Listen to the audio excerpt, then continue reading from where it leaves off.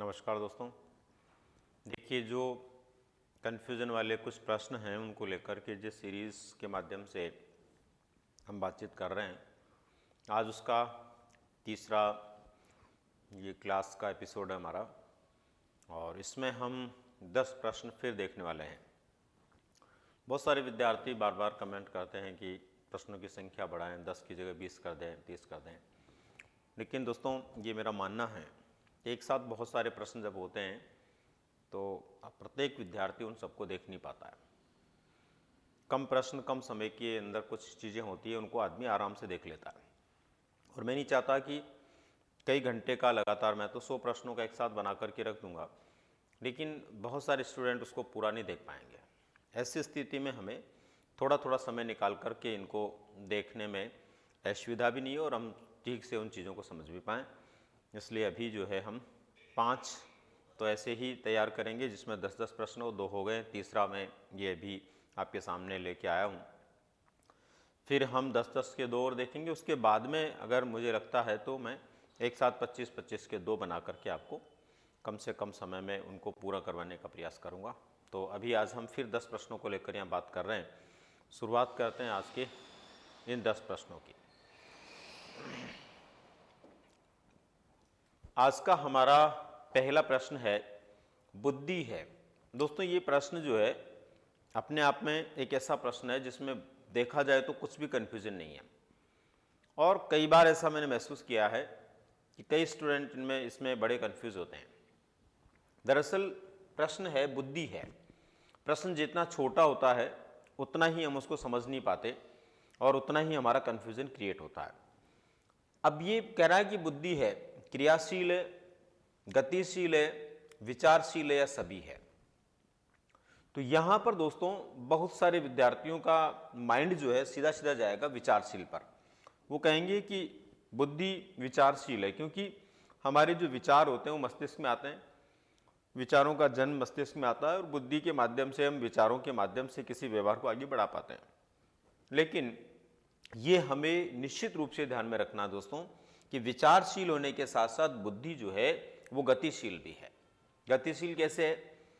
गतिशील रोस नामक विद्वान ने कहा है कि चिंतन एक मानसिक क्रिया है। और कौन सी क्रिया है? गत्यात्मक क्रिया है। चिंतन एक मानसिक गत्यात्मक क्रिया है। इसका मतलब ये हुआ कि गतिशील भी है। बुद्धि के अंदर होता है चिंतन, तो चिंतन के कारण बुद्धि गति भी करती है, गतिशीलता भी उसमें है। और दोस्तों उसके बाद आगे बढ़े हम तो चिंतन कहाँ होता है? हमारी बुद्धि के माध्यम से होता है, और चिंतन के द्वारा समस्या समाधान की क्रिया होती है। इसका मतलब समस्या से व्यक्ति समाधान तक पहुंचता है। इसका मतलब ये हुआ कि वहां क्रिया भी होती है। तो यहां पर अगर सभी विकल्प में नहीं होता और इसके जगह और कुछ दिया हुआ होता तो हमारा सबसे राइट आंसर विचारशील हो जाता। लेकिन जब ये देकर के सभी दिया हुआ है तो कुछ कुछ हद तक डायरेक्ट इनडायरेक्ट सभी का रोल है। इस वजह से राइट आंसर यहां पर क्या हो जाएगा? सभी। यानी जो हमारी बुद्धि होती है उस बुद्धि को हम क्रियाशील रूप में, गतिशील रूप में और विचारशील रूप में समझ सकते हैं। नेक्स्ट है, मनोविज्ञान नहीं है। अब मनोविज्ञान नहीं है यहां पर पूछ रहा है कि क्या नहीं है इनमें से? विधायक नहीं है, अनुप्रयुक्त नहीं है, आदर्शात्मक नहीं है, व्यवहारात्मक नहीं है। तो दोस्तों इसका जवाब हम तब दे सकते हैं जब हमारे पास में मनोविज्ञान की प्रकृति को लेकर के समझ हो। अब मनोविज्ञान की प्रकृति क्या होती है? मनोविज्ञान की प्रकृति देखो, विधायक होती है। मनोविज्ञान की प्रकृति विधायक होती है, मनोविज्ञान की प्रकृति धनात्मक होती है, और मनोविज्ञान की प्रकृति जो है प्रयोगात्मक होती है। मनोविज्ञान की प्रकृति जो है विधायक, धनात्मक, प्रयोगात्मक और व्यवहारात्मक होती है। अब यहाँ पर हमारे सामने जो विकल्प दिए गए हैं उसमें क्या क्या है? विधायक, इसका मतलब विधायक तो होती है। अनुप्रयुक्त, अनुप्रयुक्त का मतलब प्रयोगात्मक, जो किसी के अनुसार काम में आए तो प्रयोगात्मक है, इसका मतलब अनुप्रयुक्त भी है। और व्यवहारात्मक है। अब बात आती है यहां पर नहीं ये पूछ रहा, तो यहां बचा हमारे पास आदर्शात्मक।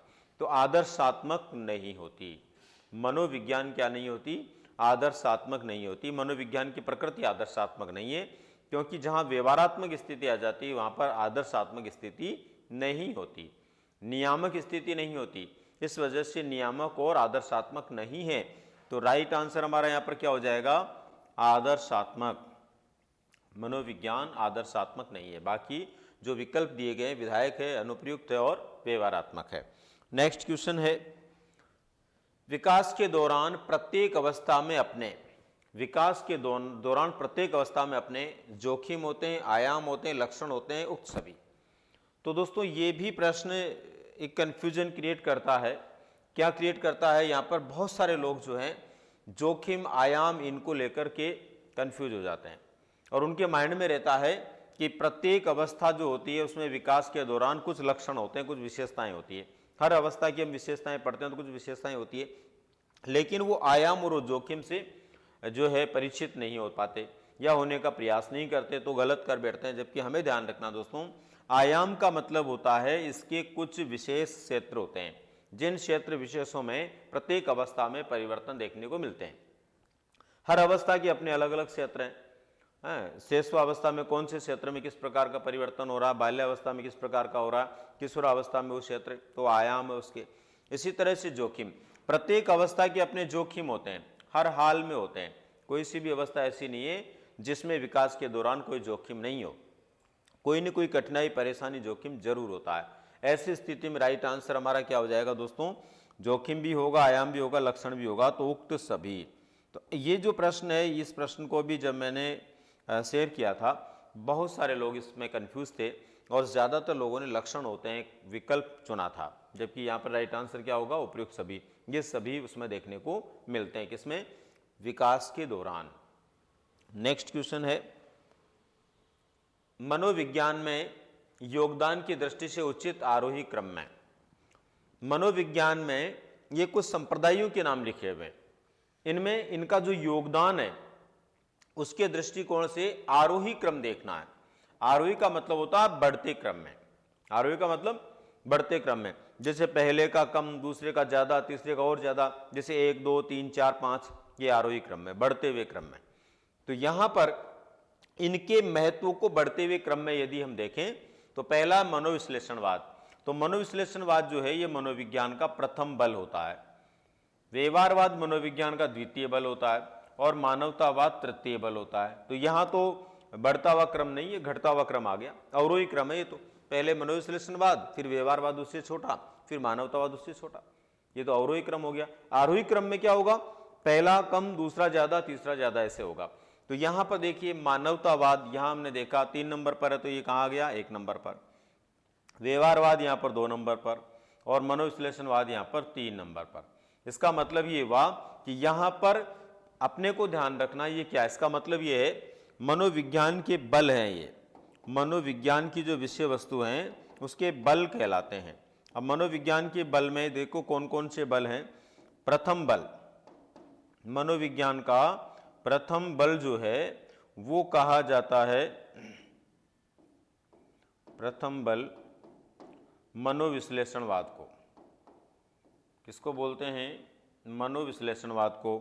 द्वितीय बल, द्वितीय बल बोला जाता है व्यवहारवाद को और तृतीय बल बोला जाता है मानवतावाद को, मानवतावाद को।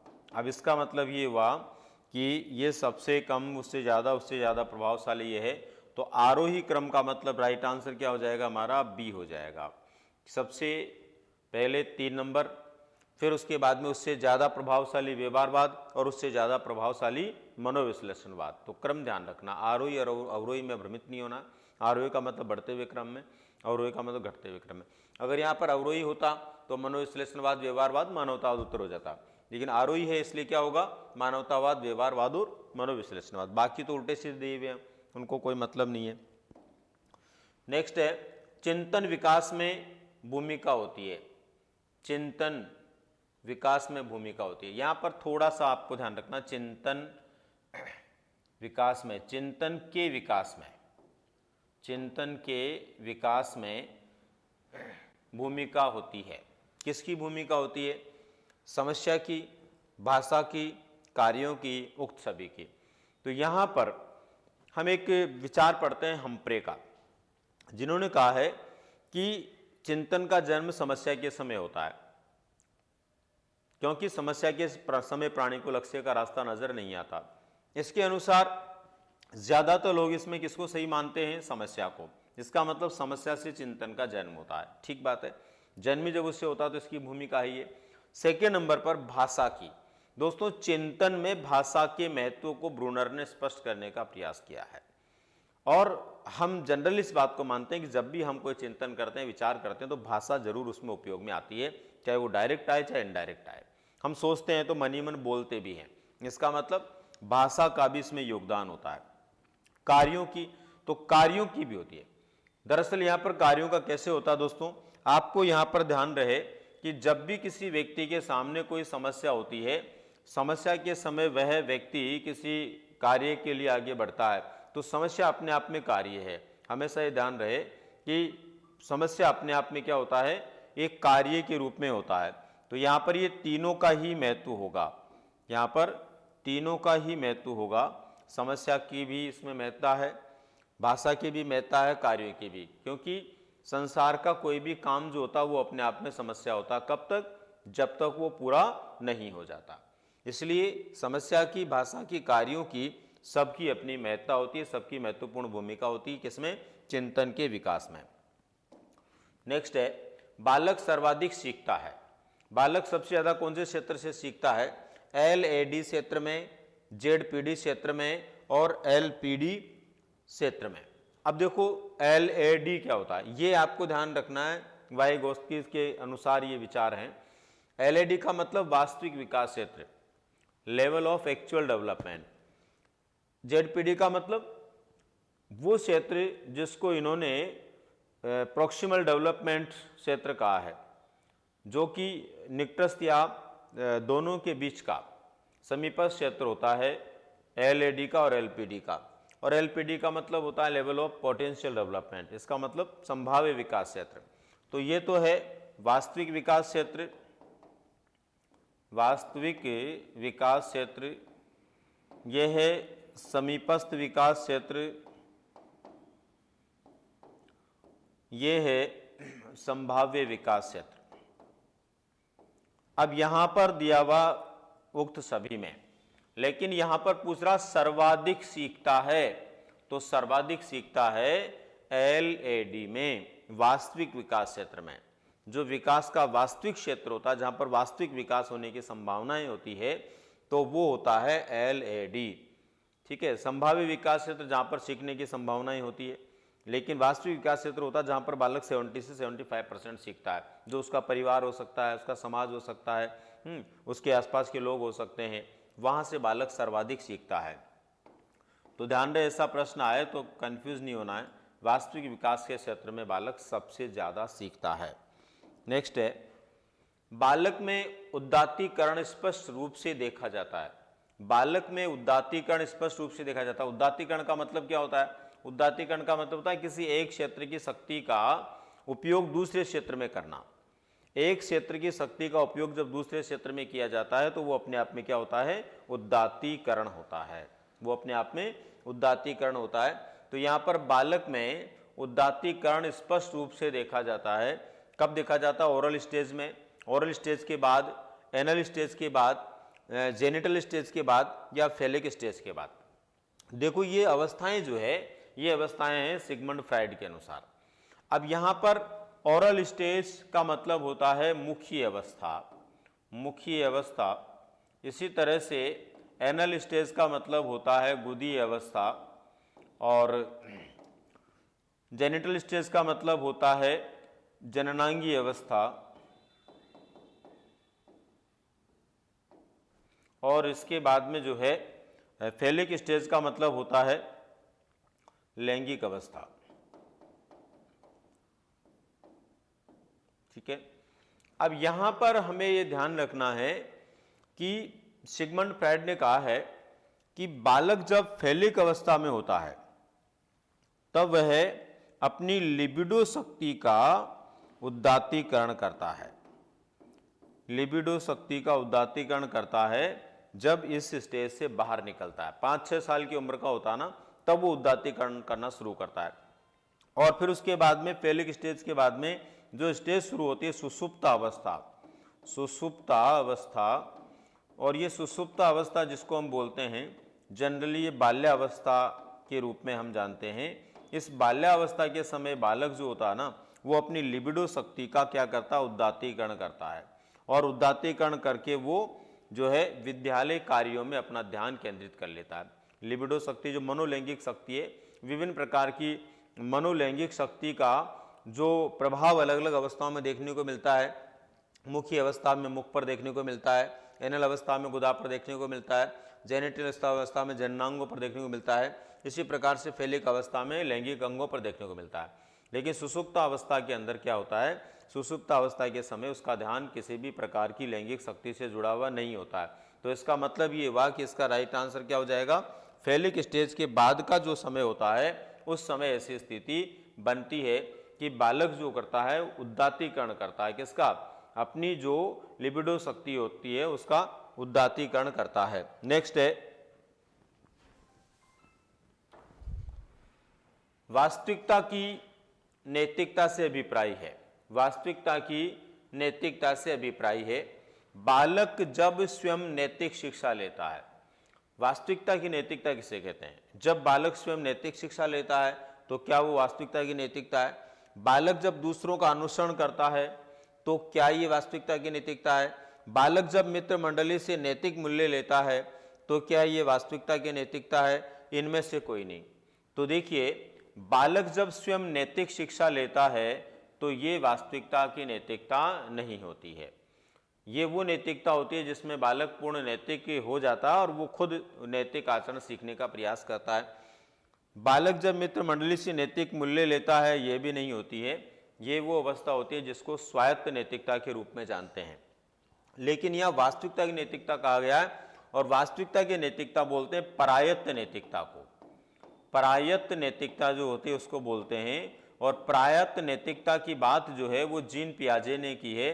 और जीन पियाजे का मानना है कि जब बालक परायत्त नैतिकता में होता है तो वह दूसरों का अनुसरण करता है, यानी कि जो उससे बड़े लोग उसको जैसा कह देते हैं ना वैसा का वैसा ही करता है।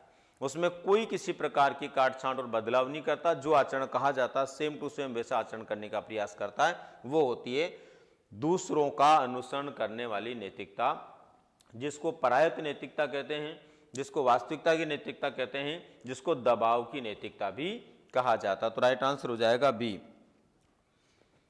सामाजिक और सांस्कृतिक मूल्यों की प्राप्ति का क्षेत्र है। देखिए यूरी फेनब्रेनर इन्होंने 5 मंडलों के अंदर बालक के विकास के बारे में बताया है जिससे बालक सीखता है। माइक्रो सिस्टम, मेसो सिस्टम, एक्सो सिस्टम, मैक्रो सिस्टम, इस तरह से इन्होंने इनको माना है। इनके 4 जो ये दिए हुए हैं, 5वां इन्होंने घटक मंडल के रूप में माना है। घटक मंडल का मतलब होता है कि जो हमारा वर्तमान या फिर पुराने इतिहास से जुड़ा हुआ कोई भी घटना उससे संबंधित मंडल होता है। तो यहाँ पर ये 3 मंडल हैं। माइक्रो सिस्टम का मतलब लघु मंडल, मीसो सिस्टम का मतलब मध्य मंडल, एक्सो सिस्टम का मतलब बाह्य मंडल और मैक्रो सिस्टम का मतलब बृहद मंडल। अब एक बालक सामाजिक और सांस्कृतिक मूल्य जो सीखता है ना वो सीखता है बृहद मंडल से। बृहद मंडल का जो क्षेत्र होता है उससे बालक सामाजिक सांस्कृतिक मूल्य सीखता है। किसके अनुसार? ब्रेनर के अनुसार। तो राइट आंसर यहाँ पर क्या हो जाएगा? Macro system. दरअसल यहाँ ब्रेनर ने जो स्पष्ट करने का प्रयास किया वो किया है कि जितने बड़े दायरे में बालक निवास करता है समाज में, राज्य में, राष्ट्र में, उतना ही बड़े दायरे में वो अपनी संस्कृति को और अपने समाज को समझने का प्रयास करता है। इसलिए समाज और संस्कृति को समझने के लिए इसके संपर्क में उसको जाना होता है और इसी के संपर्क में बालक सांस्कृतिक सामाजिक मूल्यों को प्राप्त करता है। नेक्स्ट और लास्ट क्वेश्चन है विधायकता है। बहुत सारे विद्यार्थियों में इसको लेकर के भी बड़ा कंफ्यूजन रहता है, विधायकता क्या होती है, किसे हम विधायकता कहते हैं।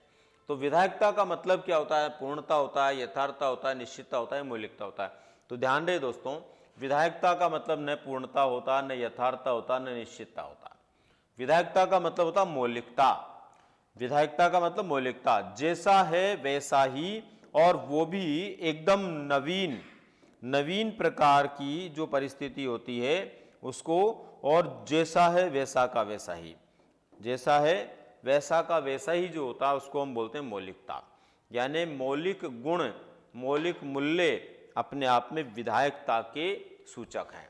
तो हमेशा ध्यान रखिए, विधायकता का मतलब होता है मौलिकता, जिसको हम वास्तविकता भी कह सकते हैं, जो पहली बार किसी के साथ होता है और वो चेंज नहीं होता। जैसे किसी भी व्यक्ति का जो व्यवहार है वो दो तरह का होता है, एक उसका मौलिक व्यवहार होता है और एक उसका जो है बनावटी व्यवहार होता है, कृत्रिम व्यवहार होता है। बनावटी या कृत्रिम व्यवहार व्यक्ति कैसा भी कर सकता है, लेकिन मौलिक व्यवहार कभी उसका चेंज नहीं होता है। वो मौलिक व्यवहार जो चेंज नहीं होता, जिसमें बदलाव नहीं होता, जो खंडित नहीं होता, वो होती है उसकी विधायकता।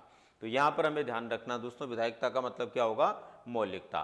तो ये थे आज के हमारे 10 प्रश्न, और सुनिश्चित रूप से इन 10 प्रश्नों के अंदर भी आप लोगों में से काफ़ी लोग जो है कुछ प्रश्नों को लेकर कंफ्यूज निश्चित रूप से रहे होंगे। भविष्य में ऐसा नहीं हो, ऐसी उम्मीद करता हूँ।